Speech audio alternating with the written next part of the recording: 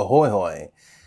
And oftentimes when new people come to my channel, they may say things like, you don't know what you're talking about because you're just jealous you haven't written anything for the wiki yet, or how much do you really know about this? How could I possibly be wrong about that?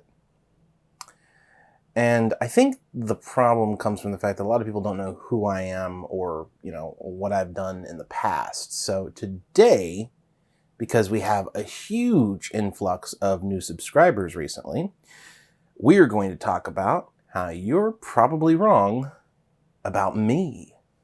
So we're not going to go too much further back or outside the realm of the SCP sphere. You don't need to know about me, the person, all that much, other than to know that I'm from Alabama, born, raised, lived most of my life, and that I'm 34 years old now, which puts me firmly in the millennial category.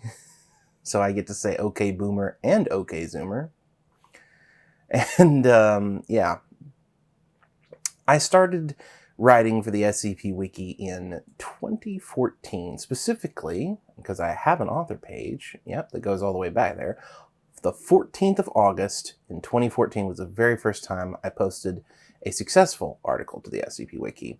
I actually started on the wiki in 2012, but I didn't stick around. I wrote one failed article and then disappeared off the site for 2-ish years. Back in 2012, things were a little bit more hostile on the site. And then in 2014, I came up with my very first successful article.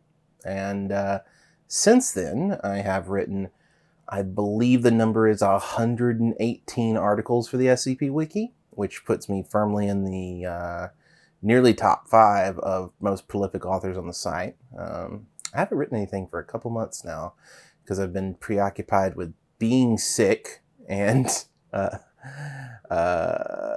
the channel, and the few things that I have gone to try and post they haven't failed. I posted a couple of things, I should say that, but they didn't reach the levels that I was comfortable with. Like, they were still in the single digits after a few hours, and for me that's not successful enough, so I took them back down and decided to rework them and then never reposted them.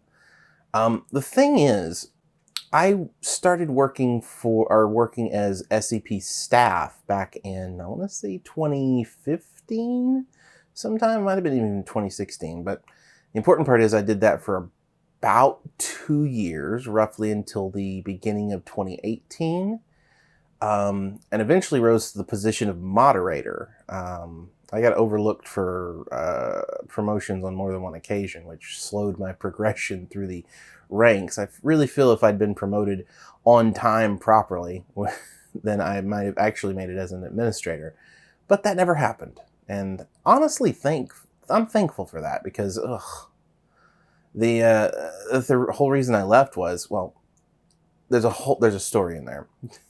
We'll do the staff stuff first. And as with all of Earth's problems, it begins with Max Landis. So Max Landis wrote an article for the SCP Wiki, and then a year later, I don't remember when exactly the timeline was, how long before he wrote the article, but at some point it came out that he was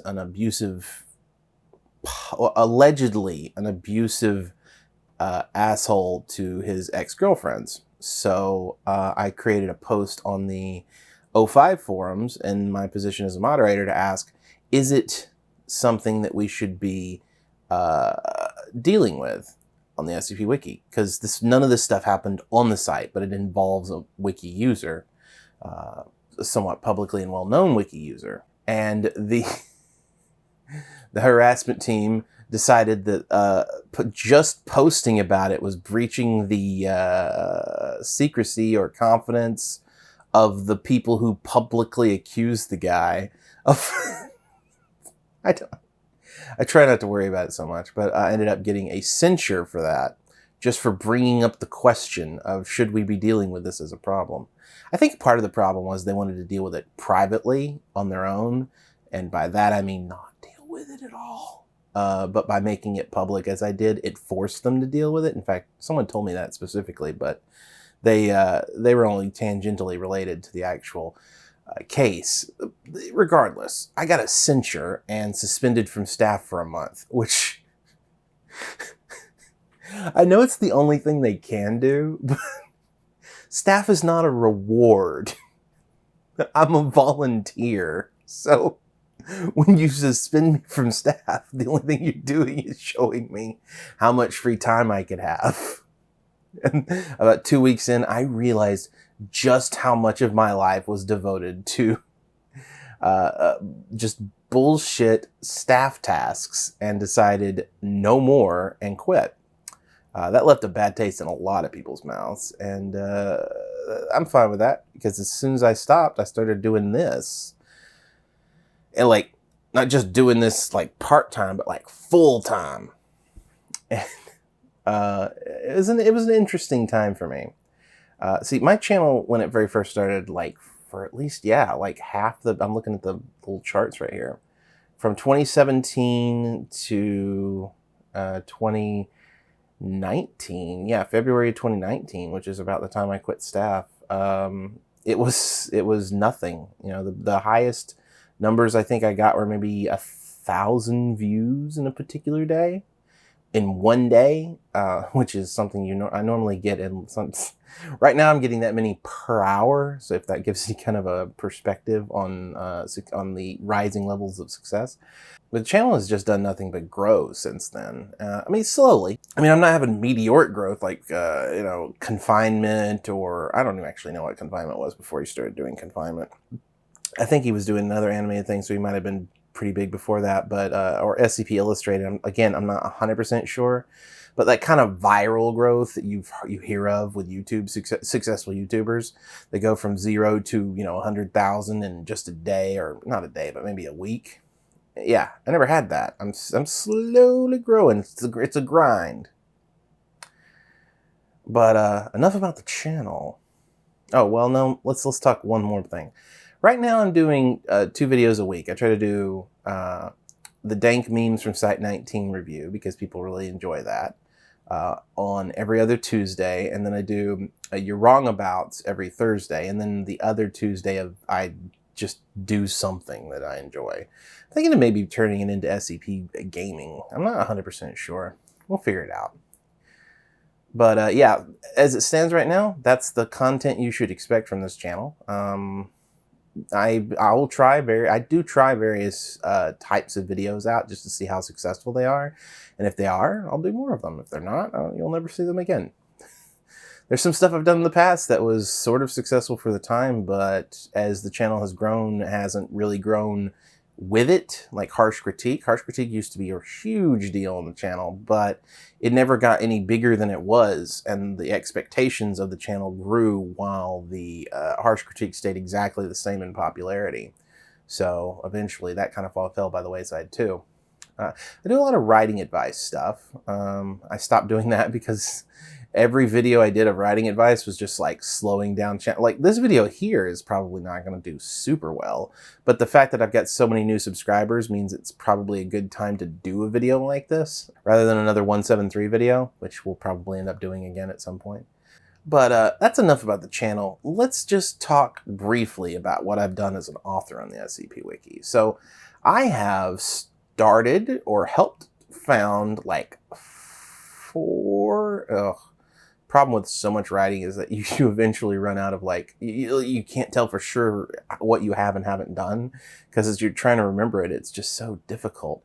But I have written for at least 7 canons and had a major hand and role in the founding of at least 4.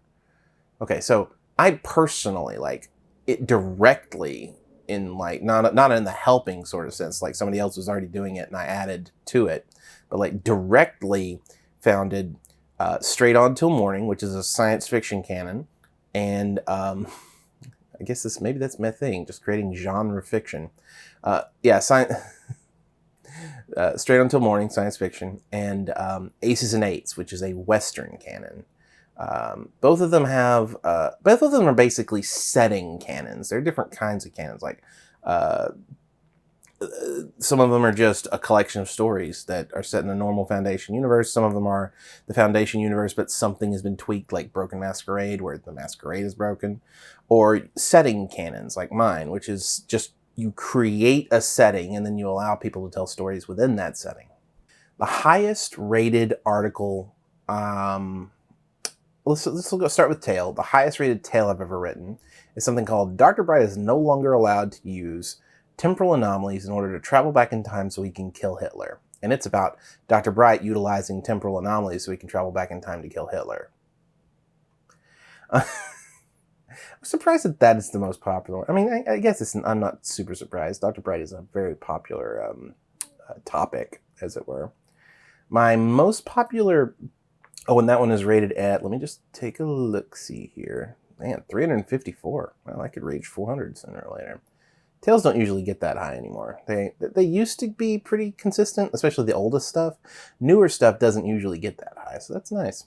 My most popular SCP is 3213, which is affectionately titled Fuck Off Carl, at 609 currently, which it's gone up a couple in the last couple of days because somebody did a comic on it on the SCP Reddit, which was hilarious.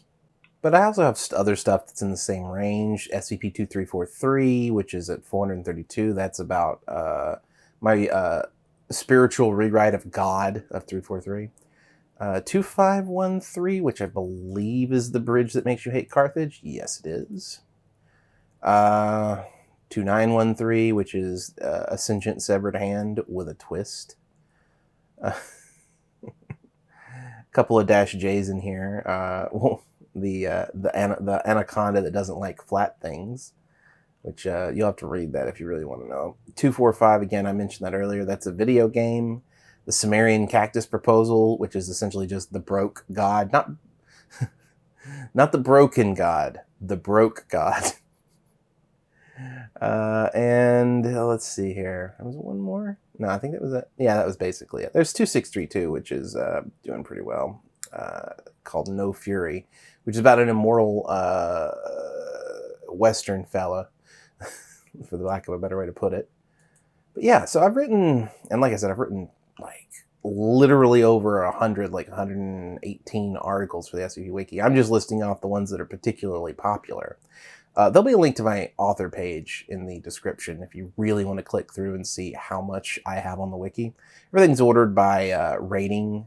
No, it's not ordered by rating. It's ordered by date, so the most recent's first. But yeah, that's my bona fides as an SCP content creator. I think as far as I know, now I've seen a lot, by the way, I mean, I'll mention this. I've seen a lot of SCP authors starting YouTube channels recently, and some of them are very, very good. Some of them are, not, but I'm not going to name names there yet. What I'm hoping to see is that as they get their feet underneath them, because it's easy to start a channel. I want to make sure to see that these people are going to follow through before I promote them on my own social medias and or videos. But at some point in the future, you're probably going to see me start promoting a couple of these channels because when I first started on the SCP, or when I first started as an SCP YouTuber, the only thing I had going for me was, again, I was an author. I'd written about 70 or 80 articles at the time, which I've written more since then. And the welcome I got from the SCP YouTuber community was amazing. In fact, my graphics packages were created by TheVolgun because he is an amazing person. That reminds me, one other thing we could talk about. The artwork of Doctor Cimmerian, the character. The very first image of Doctor Cimmerian that I had ever seen as fan art was something created by Perelka L. And he created a rough sketch of the thing, of the character, and I wrote a tale called 4 Stories Told in Order to Mislead a Sentient Severed Hand That Just Wanted to Ask a Goddamn Personal Question for Once. I have not all of my tales have long titles, but a lot of them do. And that story was after I saw the artwork where he had burns, which was not something that I had ever written the character to have. I decided to create a tale utilizing the artwork as kind of the lead off, and literally have, you know, two characters, or a character talking to Cimmerian, trying to figure out how he got his burns. So that's what that story is about. And then I utilized it in the first graphics package, or I should say Volgun utilized it in the first graphics package for the channel, and I went a little bit further and commissioned Bung to do something for me a while back for the SCP merchandise, which, you know, this kind of stuff right here. And I've been using the Doctor Cimmerian here for my thumbnails recently, but the character is burned on part of his face. Usually I my personal view is that it's like basically from here down on this side of his body. So wait, no, I'm on the wrong side because this is left hand, because it's reversed. But from here down on the left side of his body, he is burned probably down to about his hip maybe, and that includes his hand and arm and everything.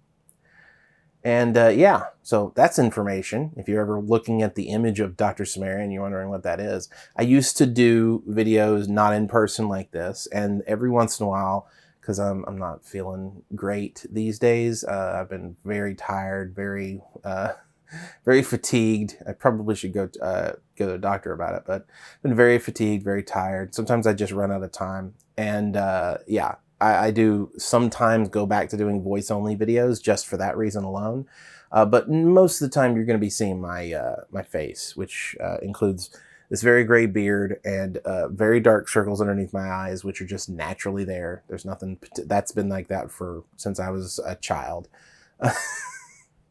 I think I've covered everything. Let me tell you about my child. No. If you want to see more of my content, scroll down, hit the subscribe button if you haven't already. You don't need to don't hit it again if you have already hit it. Then hit the notification bell next to that so you're notified when I upload new videos. Then head on over to patreon.com/DCimmerian and pledge like everybody here on the screen already has, including a little lass, Lawful Evil, and probably Wizard and definitely not a scientist, who have all pledged at $40. It's nice to know that I'm not alone out here, and I will see you all again on Tuesday.